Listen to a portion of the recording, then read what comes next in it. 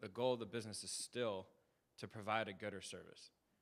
And you look at companies like the auto companies or the airlines that maybe in our generation for the first time we're seeing fail.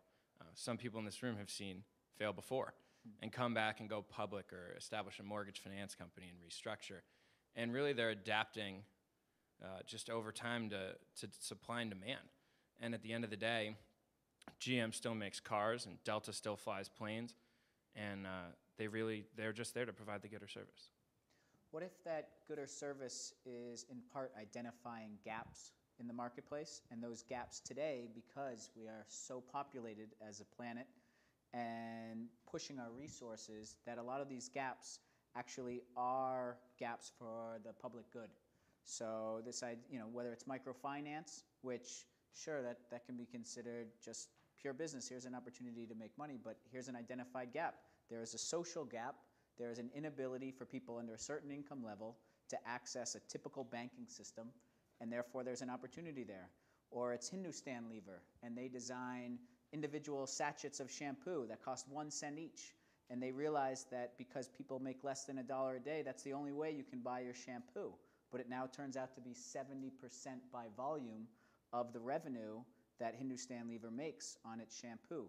So extending what you said, a good or a service, and also just a market gap could be how it could be defined from a business perspective. It's just that these gaps are now potentially showing up from like a poverty-focused area or a societal gap. Hi.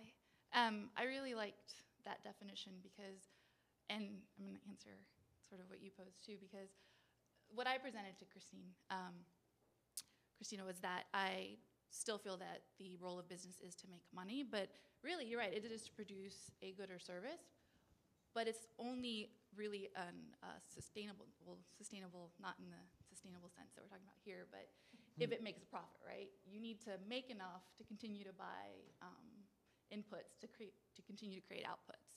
So we can fill a social gap as long as you have someone to buy whatever it is that you're selling. So again, you still have to make a profit. As long as you can find the buyer, then you can create whatever good or service that you want. But still, it's to create a profit. And I guess how much, or it depends on, I guess, the owners or the shareholders, et cetera. Yeah, I mean, to take off my moderator's hat for a second, just to share from my experience at BP, how we talked about our purpose. The purpose and the purpose of business was to provide a good or service that people want at the price that they are willing to pay. And if you do that well, then you make a lot of money in a sustainable fashion. And so a lot of what I was doing there when I was working in Indonesia on a liquefied natural gas plant that we were building was investing in communities and things that under some guises might have looked philanthropic.